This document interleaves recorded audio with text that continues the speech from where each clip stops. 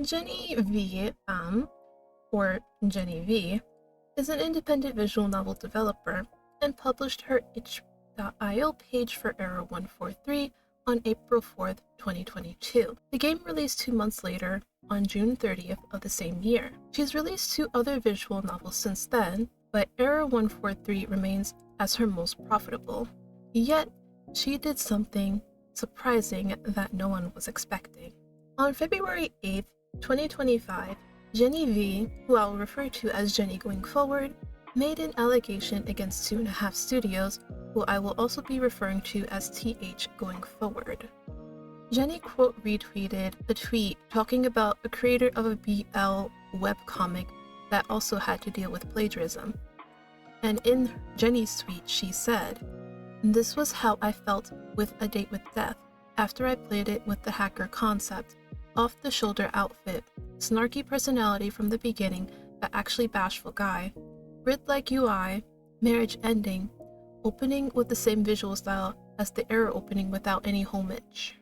To inform those of you who don't know, 2.5 Studios is also an independent visual novel studio run by 2 people, Gabby and Caspi. They've created multiple visual novels, but we'll only be focusing on A Date with Death for this video. A Date with Death released its demo first on October 8th, 2023, and the full game December 7th of the same year. Jenny goes on in the replies underneath her initial tweet, explaining her side of why she made the plagiarism allegation. I think they even added a "so hypothetically if I did this" kind of line.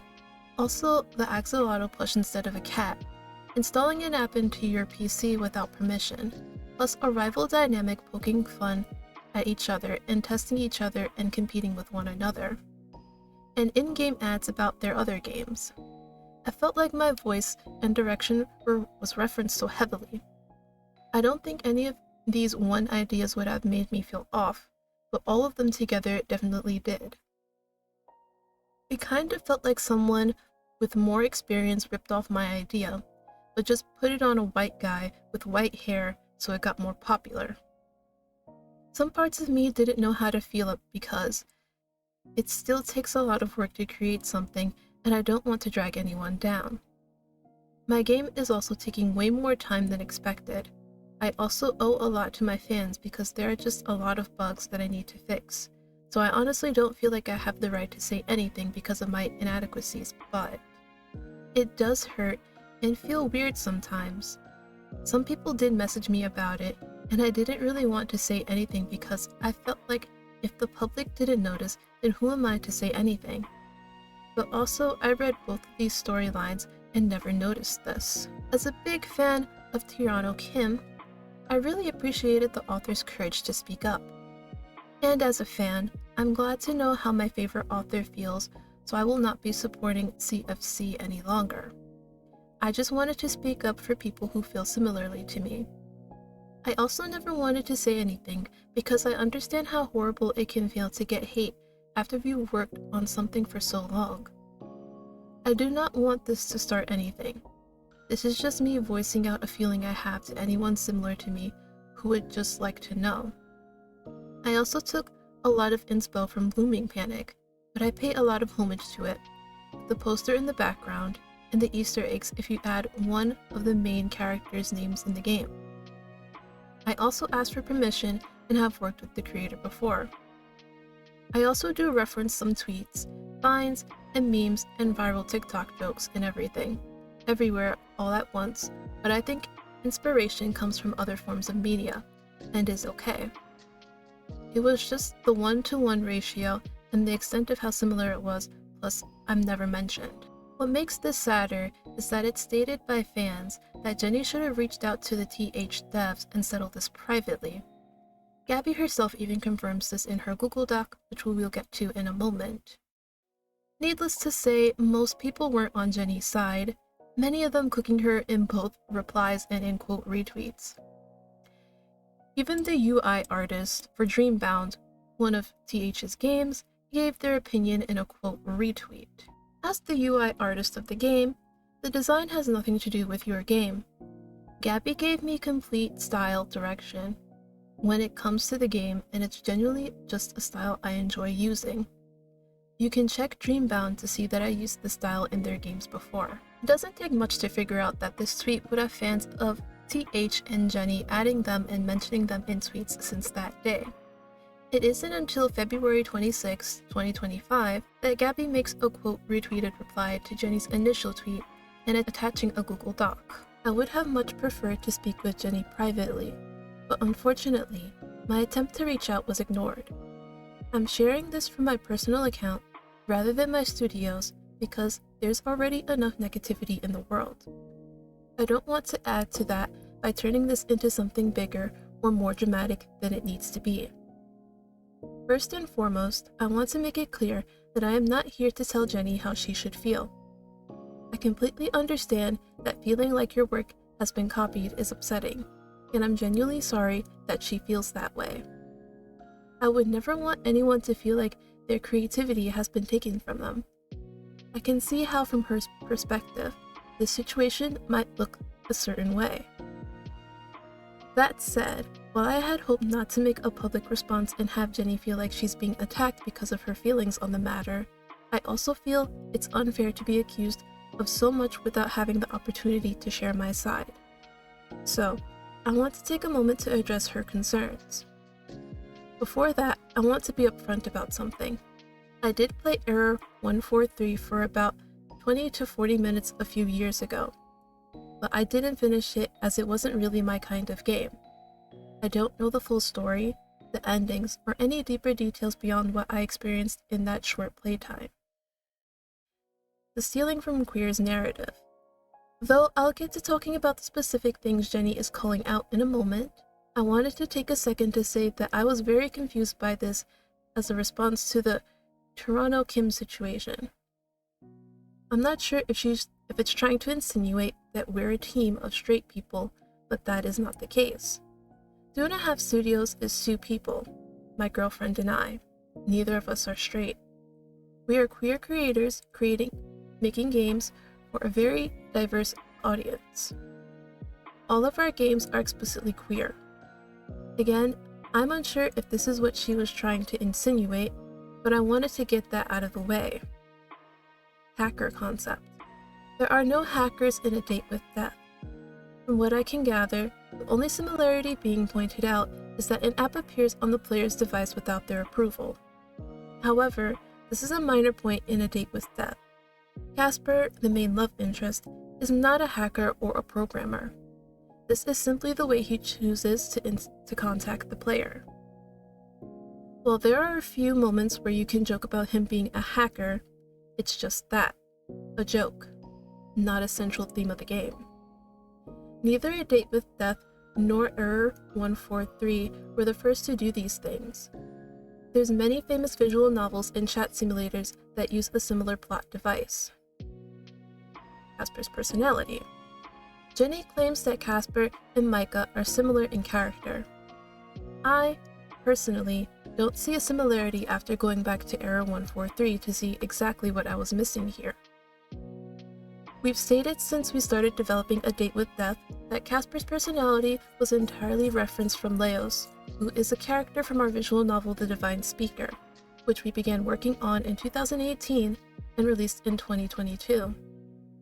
Leos and Casper are both snarky, self-confident, and easily flustered. Micah was never used as a reference for his character. Off-the-shoulder outfit. When designing Casper's outfit, we provided our concept artist, G, with several references that fit a fantasy punk aesthetic. Some featured off-the-shoulder designs, some didn't. From there, D created a few outfit variations for us to choose from, and we went with the one that best suited Casper's character. Casper having his shoulders exposed is in no way a reference to Micah's design. Our lead artist, Fuyure,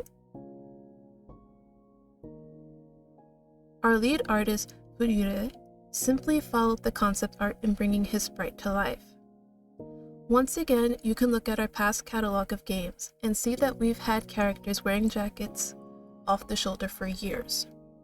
This is a design choice we've used long before A Date with Death, and isn't something unique to any one game or character, and one we'll probably use again too. Grid-like UI. I'm not exactly sure what grid-like UI means, but our fantastic UI was created by Etheris, who we've had the pleasure to work with for the past 7 years. Etheris themselves has made a tweet about it here, which I encourage you to read, but we gave full creative freedom of the UI over to them. They decided on our UI style and referenced another UI they did for us on another game, Dreambound, back in 2021 to 2022.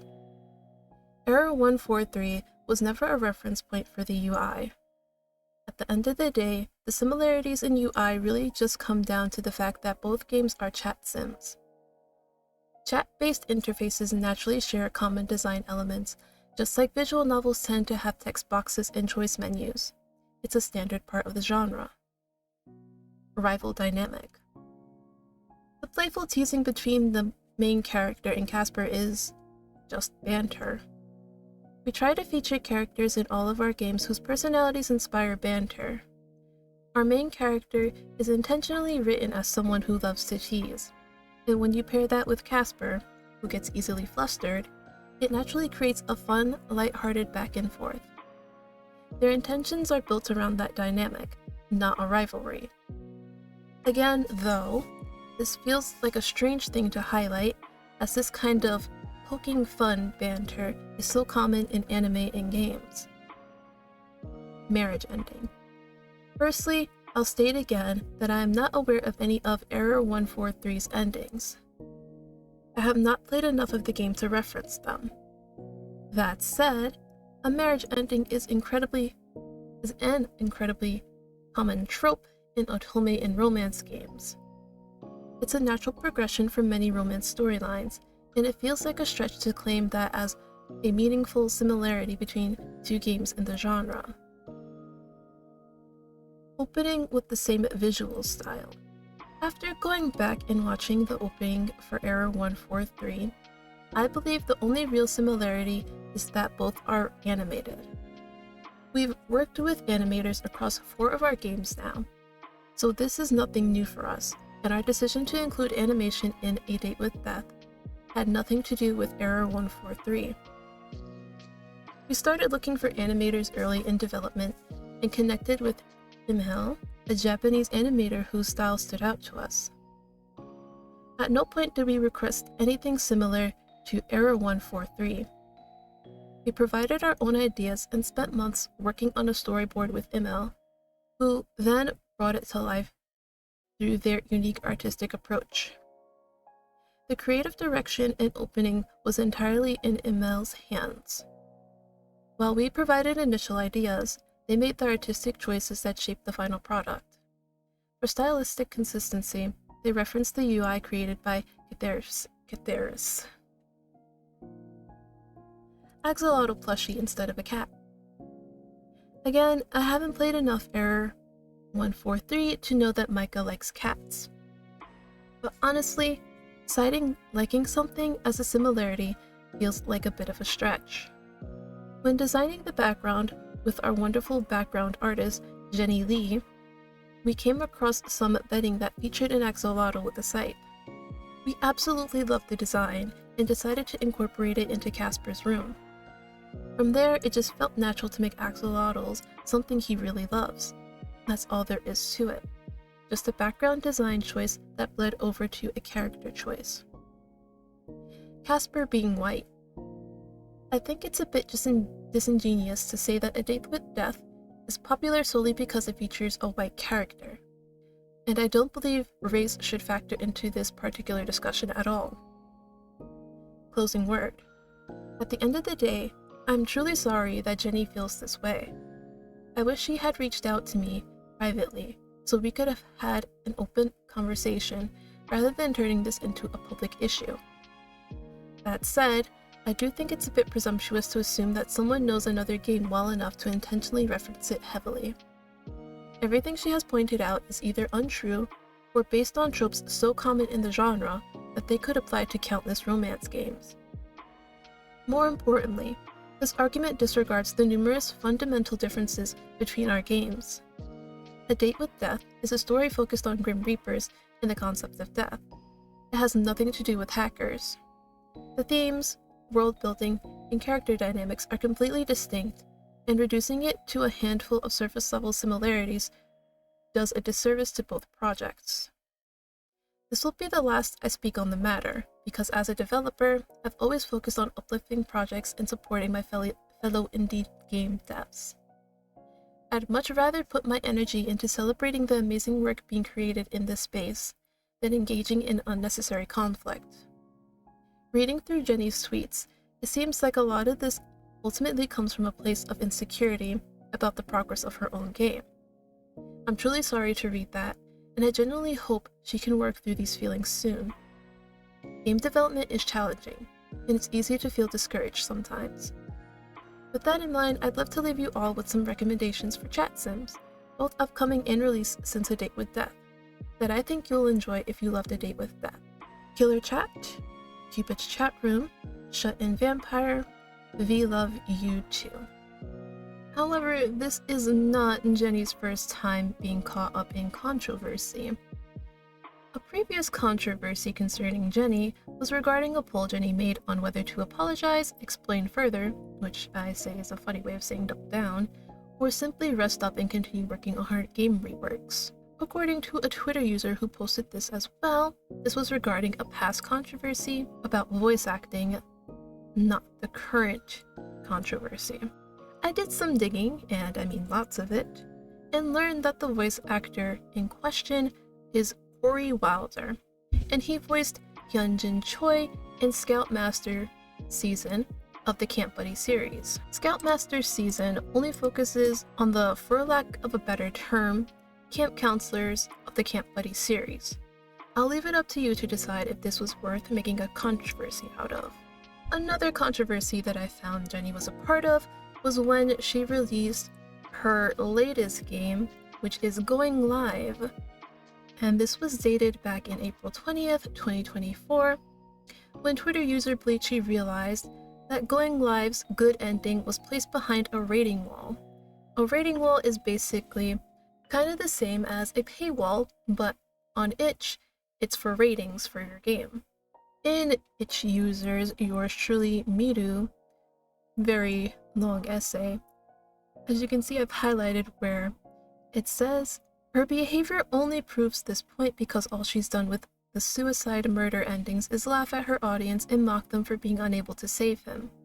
Better give me 5k reviews or poor sweet Zealous is gone forever.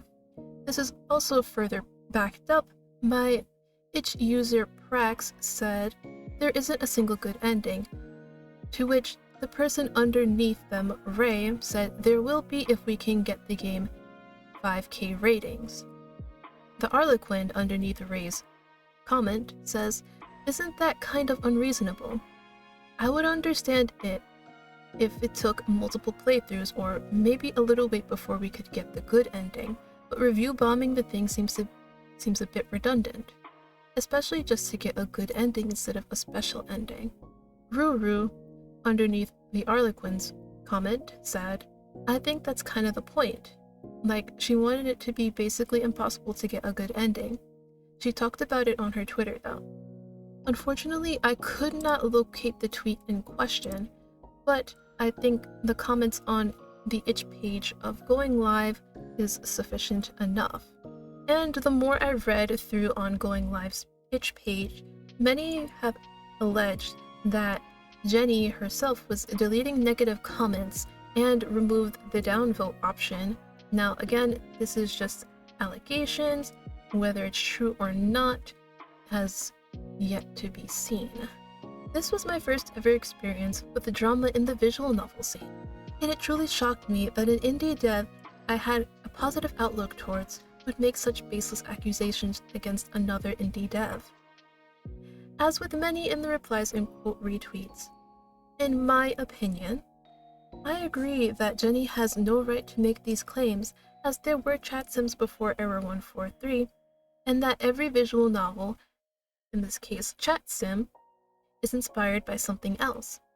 Not to mention that in a tweet back in May 8th, 2024, Jenny posted 3 inspirations behind Era 143, one being Blooming Panic as she's mentioned before, the next being Our Life, made by GB Patch, and Butterfly Soup.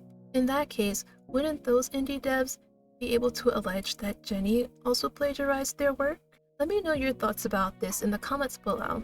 And if you enjoyed this video, give it a like and subscribe to the channel for more visual novel content. Thanks for watching and see you in the next one.